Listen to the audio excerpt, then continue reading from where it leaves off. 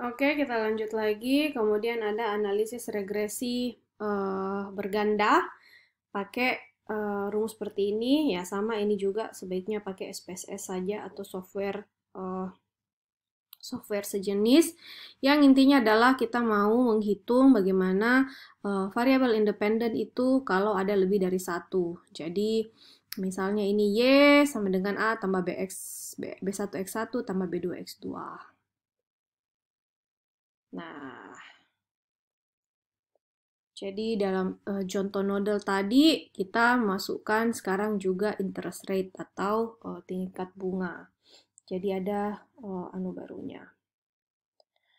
Kemudian memonitor dan mengontrol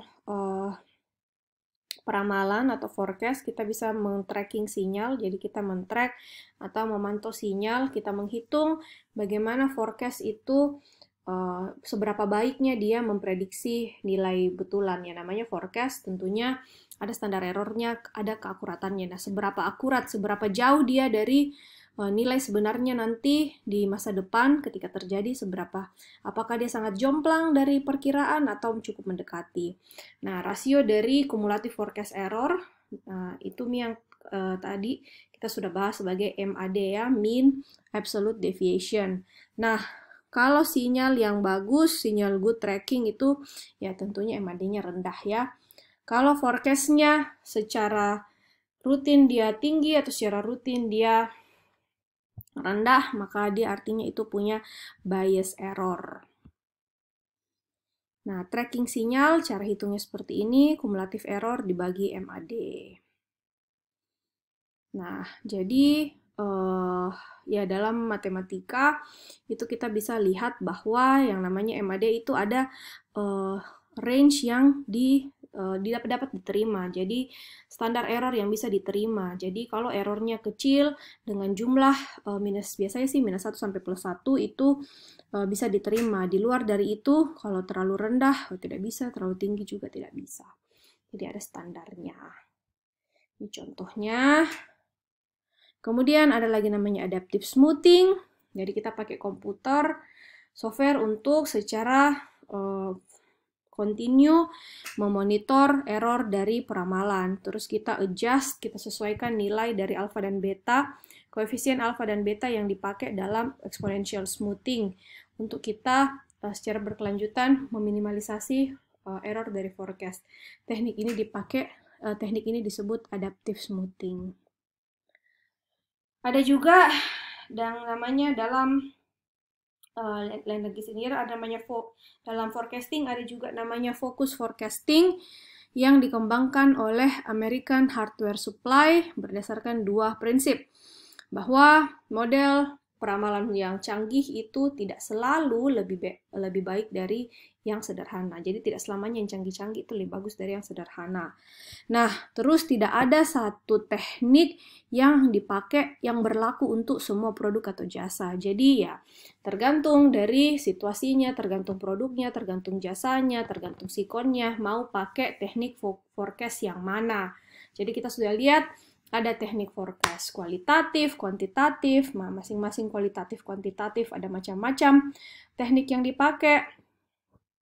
Jadi ya tergantung mau pakai yang mana. Jadi misalnya nih ya saya gambarkan, kalau kita punya keuntungan rata-rata, misalnya kita perusahaan kecil, pegawai cuma 5 orang, kita punya keuntungan rata-rata per bulan bersihnya misalnya cuma 5 juta begitu. Ya tidak perlulah kita pakai forecast yang terlalu sophisticated, yang pakai SPSS yang paling canggih. Cukup pakai naive approach saja untuk mendapatkan ininya. Standar errornya juga pasti sedikit. Yang jelas kita sudah melakukan forecast, jadi kita tidak sekedar pakai intuisi saja gitu. Kenapa? Ya karena kalau kita lihat juga outputnya untuk apa kita ya kecuali ya tentunya kita punya visi untuk mengembangkan lagi usaha, bikin dia lagi jadi lebih besar, ya pasti kita mau bikin sebaik mungkin. Tapi tergantung dari situasinya. Misalnya ternyata yang pegang usaha ini orang yang ya pokoknya dia sudah puas dengan apa yang ada seperti itu, dengan 5 juta per bulan, kemudian dia yang penting bisnisnya lancar, pegawainya bisa digaji, semuanya ini ya tentu pakai teknik forecast yang simple-simple itu fine-fine jika itu hak masing-masing pengusaha. Jadi senyamannya, yang mana yang cocok begitu. Nah, tapi kalau perusahaan besar dengan ribuan karyawan, dengan ini ya tentunya dia harus pakai yang sesophisticated mungkin supaya serinci mungkin keuntungannya.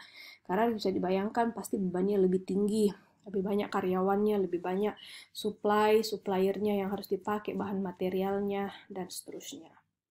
Jadi tergantung situasi. Nah, kemudian ketika kita melakukan forecasting, ya tentunya pakai time series ya, pakai data historis untuk mengetes model forecast, beberapa model forecast untuk individual item. Nah, model forecasting dengan error yang paling kecil itu yang dipakai untuk memforecast demand berikutnya. Nah, forecasting dalam sektor jasa biasanya ya ada tantangan tersendirinya lah. Nah, kalau sektor jasa ada kebutuhan untuk data jangka pendek, kemudian biasanya harus ada perbedaan antara fungsi dengan industri dan produk. Nah, kemudian kalau jasa, ya dia harus perhitungkan juga hal-hal seperti tanggal merah atau event-event yang liburan begitu, atau event-event yang tidak biasa. Nah, ini contoh misalnya forecast untuk restoran fast food. Nah, tentunya beda dengan kalau orang yang jualan misalnya sepatu atau apa gitu. Nah, ini contohnya. Jadi dia forecast-nya untuk jam, bahkan dia per jam ya. Jadi jam untuk jam makan siang dengan jam makan malam tentunya beda. Semakin malam harusnya semakin sedikit. Jadi kita harus kencang di sini kita bisa melambat lagi. Kita harus sedia barang. Wah, jangan barangnya bahan bakunya datang pas jam makan siang karena orang sudah mau pesan, masa kita baru mau kupas-kupas, cuci-cuci. Jadi ya itu harus perhitungkan.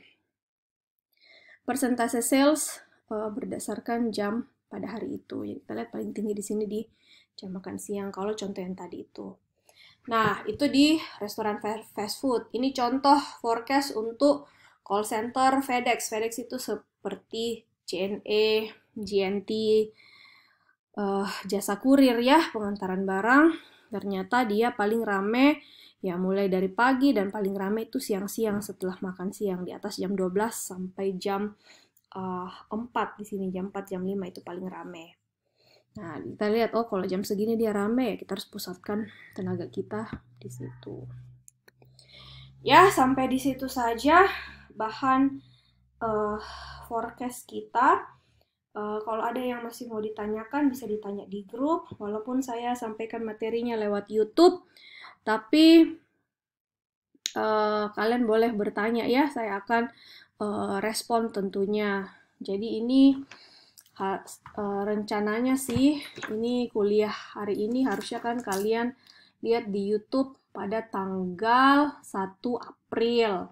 Nah, 1 April itu saya sudah melahirkan, sudah ada di rumah, kalau Tuhan berkenan.